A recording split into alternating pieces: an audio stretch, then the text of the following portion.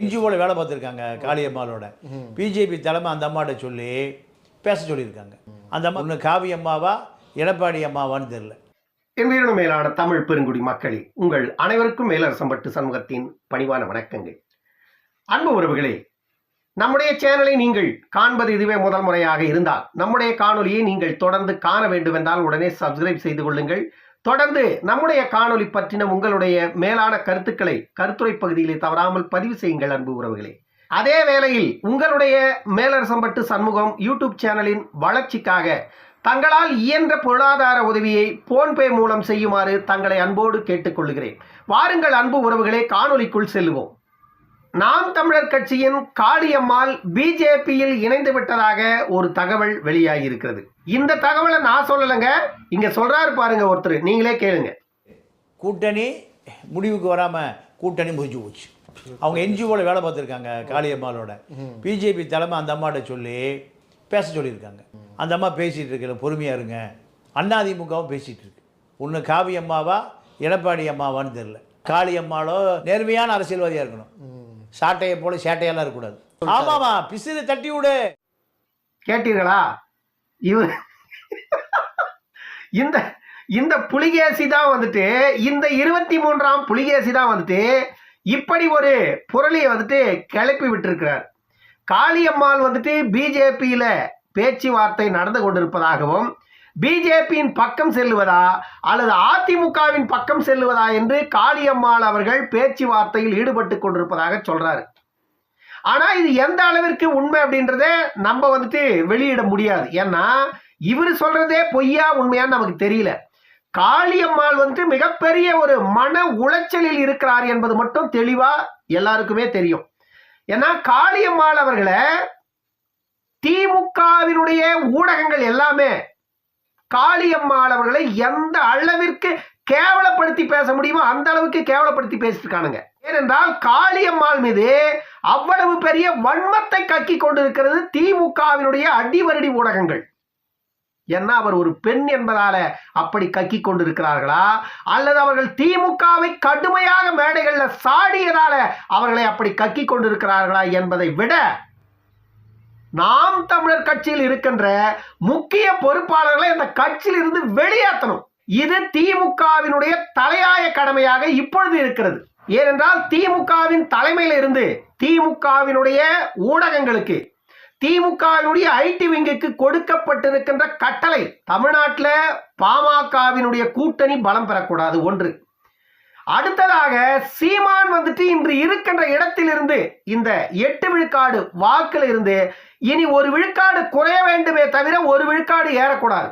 இது திமுக வந்துட்டு, இது திமுகவின் தலைமை வந்துட்டு திமுகவினுடைய ஐடி விங்குக்கு கொடுத்திருக்கிற கட்டளை. ஐடி விங்கு அப்புறம் அந்த மேடையில போயிட்டு வாந்தி எடுப்பானுங்கல்ல சாக்கடைங்க, அந்த சாக்கடை தண்ணியை குடிச்சிட்டு போயிட்டு மேடையில நின்று நாங்களும் பேச்சாளர்கள் அப்படின்னு வாந்தி எடுப்பானுங்கல்ல, கோவத்தை கொண்டு போய் கக்குவானுங்கல்ல, இவனுங்க கிட்டலாம் திமுக கொடுத்திருக்கின்ற கட்டளை, திமுக இவர்களுக்கு இட்டு இருக்கின்ற கட்டளை அது. ஆகையால பாமகவினுடைய கூட்டணி பலம் பெறக்கூடாது. அதே போல அதிமுக பாமக பிஜேபி கூட்டணி சேரக்கூடாது. அதே போல சீமானவர்களும் எந்த கட்சியோடும் கூட்டணி சேர்ந்து விடக்கூடாது. சீமான் தனியாகவே இருக்கணும், அதிமுக தனியாகவே இருக்கணும், பிஜேபியும் பாமகவும் தனியாக இருக்கணும். இப்படி இருந்தா திமுக உச்சத்துல இருக்கும். ஏன்னா அவர்களை வெல்ல யாருமே கிடையாது. தமிழ்நாட்டில் மிக வலிமையாக இருக்கிறாங்க. தமிழ்நாட்டில் அவர்களை அசைக்கவே முடியல. 40க்கு 40 ஜெயிச்சிருக்காங்கன்னா சாதாரண விஷயமா? அவர்களுடைய கூட்டணி மிக வலிமை வாய்ந்த கூட்டணி. திமுக ஒரு 40 விழுக்காடு ஓட்டு, விசிக ஒரு 10 விழுக்காடு ஓட்டு, காங்கிரஸ் ஒரு 20 விழுக்காடு ஓட்டு, அப்புறம் கம்யூனிஸ்டுங்க ஒரு 10 விழுக்காடு ஓட்டு, எல்லாம் சேர்ந்தா ஒரு 50-60 விழுக்காடு ஓட்டு அவங்களே வச்சுட்டு இருக்காங்க. அதனால அவங்க சாதாரணமாக வெற்றி பெற்றுட்டு போயிடுவாங்க. அவங்கள வந்து வெல்லவே முடியாது. தமிழ்நாட்டில் இன்னும் 100 ஆண்டுகளுக்கு திமுகவை ஆட்சி கட்டிலிருந்து அகற்றவே முடியாது. இப்படி ஒரு கனவுல இருக்கிறாங்க திமுக. ஒவ்வொரு தேர்தலுக்கும் பல ஆயிரக்கணக்கான கோடிகளை கொண்டு போய் சந்து பொந்து இண்டு இடுக்கெல்லாம் மூத்திர சந்திலெல்லாம் கொண்டு போய் நிக்க வச்சு பணம் கொடுக்குறீங்களாடா வெக்கங்கட்ட பயல்களை. உங்களுடைய அந்த வெக்கங்கட்ட அந்த கூறுகட்ட செயலை விக்கிரவாண்டியில பார்த்தோம்ல நாங்க. மூத்திர சந்தில கொண்டு போய் முட்டு சந்தில நிக்க வச்சு பணத்தை கொடுத்து அனுப்பிச்சிங்களாடா ஓட்டு வாங்கறதுக்கு. காளியம்மாள் அவர்கள் வந்துட்டு பிஜேபியில போய் சேரட்டும், அதிமுகவில் போய் சேரட்டும், இல்ல நாம் தமிழர் கட்சியிலே இருக்கட்டும். உங்களுக்கு என்ன பிரச்சனை? காளியம்மாளுக்கு வந்து சூடு இல்லை, சொரணை இல்லை, மானம் இல்லை, ஈனம் இல்லை, தன்மானம் இல்லை, எதுவுமே இல்லைன்னு கழுவி ஊத்திட்டு இருக்கீங்க நீங்க. ஆனா அந்த அம்மா ஒரே மேடை தவறாத திமுகவை உச்சந்தலையிலிருந்து உள்ளங்கால் வரைக்கும் நிக்க வச்சு பொழக்குது. வெக்கமே இல்லை உங்களுக்கு, கொஞ்சம் கூட உங்களுக்கு உரைக்கல அந்த அம்மா கேட்கறது. அதுதான் உங்களுக்கு பெரிய பிரச்சனையா இருக்கு. இப்ப நாம் தமிழ் கட்சியில இருக்கிற பிரச்சனையே என்ன அப்படின்னா, சீமான சமாளிக்கிறதே ஒரு பெரிய தலைவலியா இருக்குதுன்னா, காளியம்மாள் ஒரு பக்கம் திமுகவை பொழந்தெடுக்கிறாங்க. எப்படியாவது சீமான் கட்சியிலிருந்து காளியம்மாளை வெளியேற்றிட்டா, ஏற்கனவே சீமான் கட்சியிலிருந்து மிக முக்கிய பொறுப்பாளர்களாம் பல பேர் வெளியேறி போயிட்டாங்க, அது வேற விஷயம். சீமானவர்களுக்கும் நமக்கும் பல கருத்தியல் முரண்கள் இருக்கிறது, அது வேற விஷயம். ஆனால் அரசியல் களத்தில் அவர்களுக்கான தளத்தில் அவர்கள் பயணிக்கிறார்கள். கருத்தியல் ரீதியாக அவர்கள் களத்தில் முன்வைக்கின்ற கருத்துக்கு உங்களிடம் எதிர்கருத்து இருந்தால் மோதுங்க. அவர்கள் மீது பொய்களையும் புரட்டுகளையும் போயிட்டு நீங்க அள்ளி வீசிக் கொண்டிருப்பது உங்களுக்குத்தான் வீழ்ச்சி. ஏன்னா சீமானவர்கள் மீது நீங்கள் இவ்வளவு வன்மத்தை திமுக கக்கிட்டு இருக்கு. ஆனால் சீமானவர்கள் நேற்று 2 நாட்களுக்கு முன்பு சென்னையில ஒரு ஆர்ப்பாட்டத்தை நடத்துறாரு. அந்த ஆர்ப்பாட்டத்தில் மீண்டும் அன்னைக்கு சாட்டையை தானே கைது பண்ணீங்க, இன்னைக்கு என்ன கைது பண்ணுங்க அப்படின்னு சொல்லிட்டு அதே பாட்டை மீண்டும் பாடுறாரு. அந்த பாட்டு அவர் பாடலைங்க. இதுல வந்துட்டு ஒரு அறிவார்ந்த மக்களா இருந்தா ஒரு உண்மையை புரிஞ்சுக்கணும். அந்த பாட்டு சீமானுடையதா? அந்த பாட்டை முதலில் சீமான் தான் பாடினாரா, அல்லது அந்த பாட்டை முதலில் சாட்டை தான் பாடினாரா? சொல்லுங்க. அந்த பாட்டை 30 வருஷத்துக்கு முன்னாடி 1996 நினைக்கிறேன், 1996லயோ 1996லயோ 91லயோ 1996லயோ 2000ஆவது ஆண்டிலேயோ தான் அந்த பாடல் வந்துட்டு கள்ளத்தனம் செய்த கருணாநிதிங்கிற பாடலை கருணாநிதியை புகழ்ந்து கள்ளக்குடி கொண்ட கருணாநிதி வாழ்கவே அப்படின்னு சொல்லிட்டு நாகூர் அனிப்பா அவர்களுடைய குரல்ல அந்த பாடல் வந்து ஏற்கனவே திமுகவின் மேடையில பட்டி தொட்டியெல்லாம் ஒலித்த பாடலை அதிமுக வந்து அப்படியே ரிமேக் பண்ணி வேற ஒரு நபரை வைத்து அந்த பாடலை ரிமேக் பண்ணி எழுதி அதே பாடலை இவர்கள் நகல் எடுத்ததை போல வார்த்தைகளை மாற்றி போட்டு பாடலை எழுதி 25-30 ஆண்டுகளாக எல்லா மேடைகளும் கோடிக்கணக்கான மக்கள் கேட்ட ஒரு பாடல் அது. அந்த பாட்டை கொண்டு வந்து சீமான் பாடனா நீங்கள் சீமான் மீது வழக்கு போடுவது, சாட்டையின் மீது வழக்கு போடுவது அரசியல் காழ்ப்புணர்ச்சி இல்லாம வேற என்னவா இருக்க முடியும்?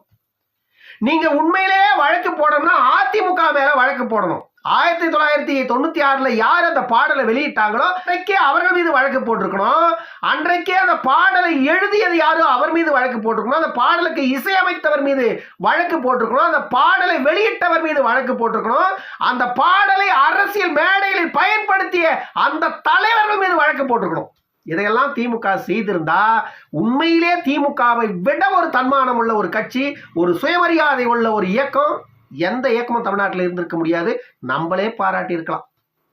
ஆனா இதுக்கெல்லாம் தகுதியுடைய இயக்கமா திமுக?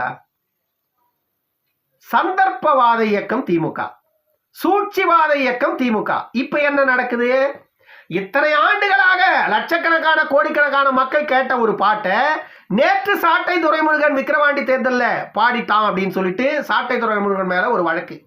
2 நாட்களுக்கு முன்பு சீமான் அதே பாடலை மீண்டும் பாடிட்டார் அப்படின்னு சொல்லிட்டு அவர் மீது ஒரு வழக்கு. இதுவெல்லாம் அரசியல் காழ்ப்புணர்ச்சி இல்லாம வேற என்னன்னு சொல்லுவோம்? இதுக்கு பேர் என்ன? சீமான் அவர்கள் வந்து திமுகவிற்கு எதிராக வலுவாக எழுந்து நின்று விட்டார் என்று திமுக அஞ்சுகிறது என்றுதானே பொருள். இன்னொன்று, சமீபத்தில் சீமான் அவர்களும் டாக்டர் அன்புமணி அவர்களும் அண்ணாமலை அவர்களும் ஒரே மேடையில தோன்றிய காட்சியை நம்ம பார்த்தோம். அதே போல அதிமுகவின் மேடையில சீமான் தோன்றிய அந்த காட்சியை பார்த்தோம். இதுவெல்லாம் வந்து திமுகவின் தூக்கத்தை கெடுத்து விட்டது. கெடுக்காதா பின்ன? நாம் தமிழர் கட்சி 8 விழுக்காடு, பாட்டாளி மக்கள் கட்சி ஒரு 8 விழுக்காடு, பிஜேபி ஒரு 8 விழுக்காடு, 8 24, அதிமுக ஒரு 20 விழுக்காடு, மொத்தம் 44-45 விழுக்காடு. இன்னும் சில இருக்கின்ற இயக்கங்கள் எல்லாம் ஒரு 5 விழுக்காடு என்றாலும் கூட 50 விழுக்காடு ஆகிப்போச்சு. ஒருவேளை இவங்க எல்லாம் நாளைக்கு ஒன்னா சேர்ந்தா தமிழ்நாட்டில் திமுகவுடைய கதை முடிஞ்சிடும். அப்படி திமுகவினுடைய கதை ஒரு முறை இப்போ வருகின்ற தேர்தலில் முடிஞ்சதுன்னா திமுகவினுடைய ஆணி வேறு அருந்து போச்சுன்னு அர்த்தம். நான் பல முறை இதை சொல்லிட்டு தான் இருக்கேன். ஏன்னா ஏற்கனவே கருணாநிதி அவர்கள் இருந்த காலத்திலேயே 10 ஆண்டுகள் தொடர்ந்து ஆட்சி அதிகாரத்தை பிடிக்க முடியாமல் தவித்த இயக்கம் திமுக. ஆனால் இன்றைக்கு திமுக ஒரு முறை அதிகாரத்தை விட்டு வெளியே போனா அடுத்து திமுகவை தூக்கி நிறுத்துகின்ற அளவுக்கு திமுகவில் எந்த ஒரு தூணும் அங்கே இல்லை. எல்லா தூண்களும் செல்லரிச்சு போன தூண்கள் தான் அங்கே இருக்கிறது. உதயநிதி திமுகவை தூக்கி நிறுத்திடுவாரோ, வாய்ப்பு இருக்கிறதோ, அதுக்கெல்லாம் பொறுத்திருந்து பார்ப்போம். இன்னொரு காணொளியில் சந்திக்கும் வரை உங்களிடமிருந்து விடைபெற்றுக் கொள்வது மேலரசம்பட்டு சண்முகம். நன்றி, வணக்கம் அன்பு உறவுகளே.